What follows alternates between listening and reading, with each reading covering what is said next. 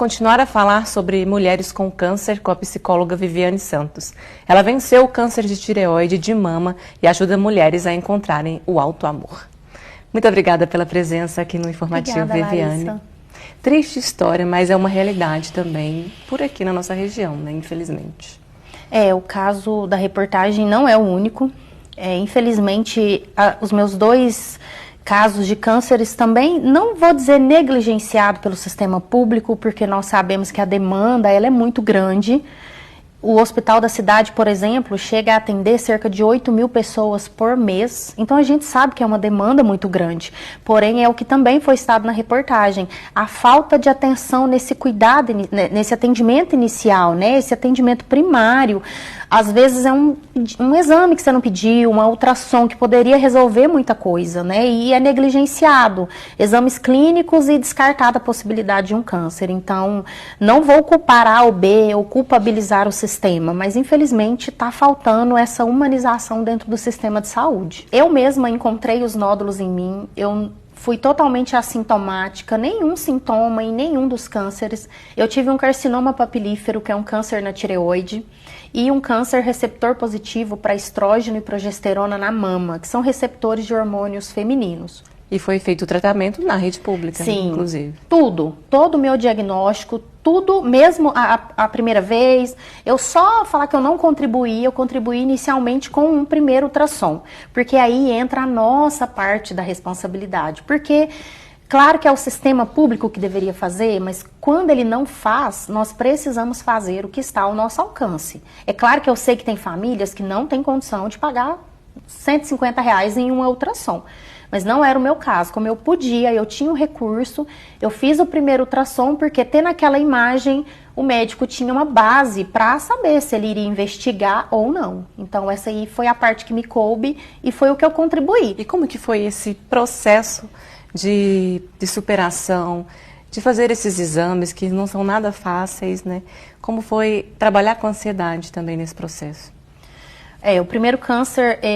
Eu não era psicóloga ainda, eu fazia faculdade, eu estava num processo de depressão e ansiedade muito difícil, onde eu passei por momentos complicados mesmo, com ideação suicida, e aí veio o diagnóstico. Eu estava nesse processo antes do diagnóstico, e aí ele veio. E começou a pandemia, demorou cerca de 4 meses para eu entrar no sistema público e eles, enfim, decidirem que iriam fazer a cirurgia. Então, esses 4 meses foram de muita angústia. Nesse primeiro momento, eu não tinha muito recurso. Mas o que me ajudou ainda nesse primeiro momento? A minha fé. O que me manteve em pé naquele momento foi a minha fé e a minha família, meu filho. Então, ele era o norte para mim, para eu me manter firme, porque ele precisava de mim. Ainda na faculdade eu comecei a desenvolver recursos emocionais para lidar e em seguida eu comecei a realizar acompanhamento psicológico. Hoje eu faço acompanhamento com a doutora Paula Lemes, que é uma neuropsicóloga aqui da cidade de Uberlândia. Ela me acompanhou por 2 anos durante o segundo câncer e ela me ajudou muito assim, na descoberta de mim mesma, a encontrar os meus recursos, que a gente tem muita potencialidade, a gente só não sabe. E quando a doença chega, a gente apavora, a gente acha que a gente não é capaz. E ela veio para me ajudar, o acompanhamento com ela foi imprescindível, que eu encontrasse força para o que viria 1 ano e meio depois, que era o outro câncer. Essa semana uma pessoa me perguntou, você ama o câncer? E eu falei, amo. E aí, na hora, a bochecha ficou rosa e eu falo emocionada, mas como que você ama uma doença como o câncer?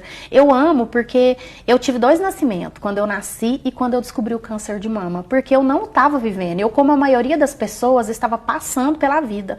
Então, o câncer, eu acordei, eu falei, opa, eu tenho vida e eu quero viver essa vida, eu tenho um filho, eu estou terminando a faculdade, quais são os meus projetos, o que me moveu até aqui, por que eu ainda estou aqui? Não é em vão. Então eu acordei e nasci, na verdade foi assim, a fênix, né?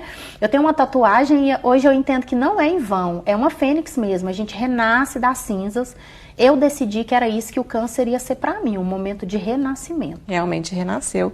E agora você dá essa força, esse resgate do autoamor para outras mulheres que passam por esse processo do câncer e que estão com outros processos internos, doenças ou não, doenças mentais, depressão e outros processos também, né? Sim, eu falo no meu canal no Instagram, no meu perfil, sobre como lidar com o câncer, porque ninguém fala sobre câncer. O câncer, ele é tão velado, quando as pessoas falam Às câncer, vezes dá medo só de já falar liga da palavra, câncer, né? morte. Sim. O que eu descobri ao longo do meu processo?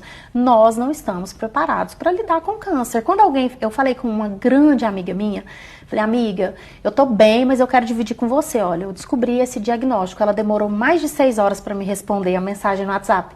Aí ela me respondeu e falou, Vi, eu não achei palavras. Eu queria falar, mas eu não sabia.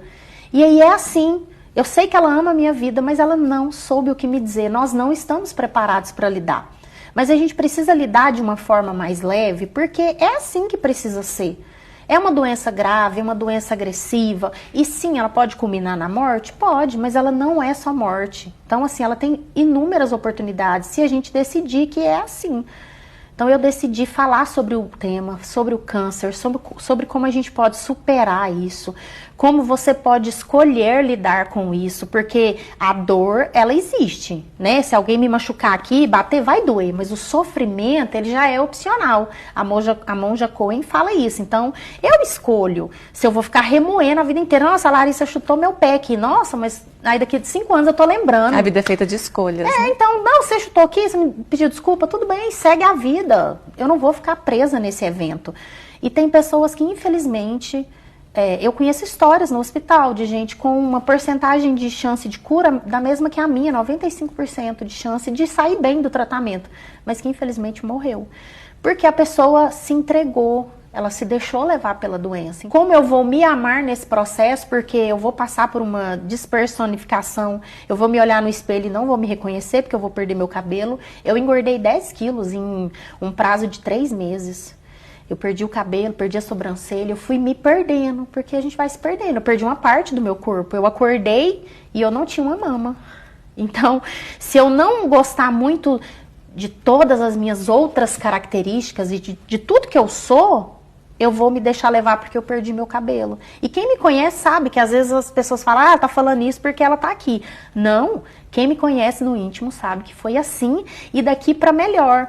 Não é porque eu queria fazer que eu tava boa, não, é porque eu quis levar de uma forma leve, eu quis me amar, eu quis me descobrir, ver os meus valores, porque a gente não vê os valores que a gente tem, autoestima baixa.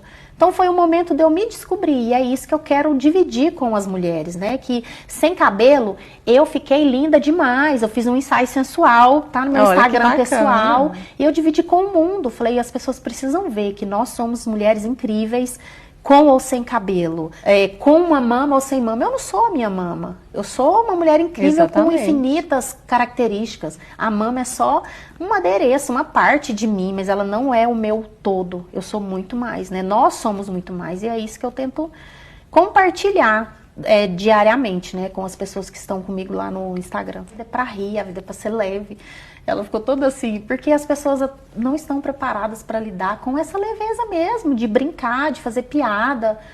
Porque é assim que tem que ser, porque se eu for levar de uma forma cansativa, desanimada... Aí é mais complicado superar. Eu não ia estar aqui. Eu poderia superar, mas a gente recebe o que a gente emite. Eu estava numa energia boa, feliz, alegre, a vida foi me recompensando. Eu fui conhecendo gente boa, feliz, alegre. E foi uma troca. Então, eu acredito que é como realmente eu escolhi encarar toda a situação. A ignorância, ela vai fazer você criar cenários terríveis. Então, eu sei, ainda que eu vá morrer, não tem jeito, o tratamento é paliativo, você vai morrer. Então, eu vou viver o que eu tenho, eu vou aproveitar meus familiares, meus filhos, meus amigos. Eu não vou morrer antes da hora. Então, é só uma questão de conhecimento. O conhecimento realmente é poder. E aí a gente prefere ficar na ignorância, né? Não, eu não quero saber. Não, eu quero saber para que eu possa... Porque quando eu conheço, eu sei com o que eu estou lidando. Então, eu encaro, eu não tenho medo. Mesmo que eu tenha medo, mas é um medo consciente. Não, eu estou com medo, lógico. É câncer, eu não quero morrer. Mas eu não vou me mover no medo. É diferente. E outra coisa que é importantíssima, se você não doa para o Hospital do Câncer, faça sua doação. O hospital, ele, como eu disse, ele ajuda cerca de 8 mil pessoas por mês. Então você pode doar alimento, leite, roupa, tem um bazar no hospital, você pode doar dinheiro, valor que você puder.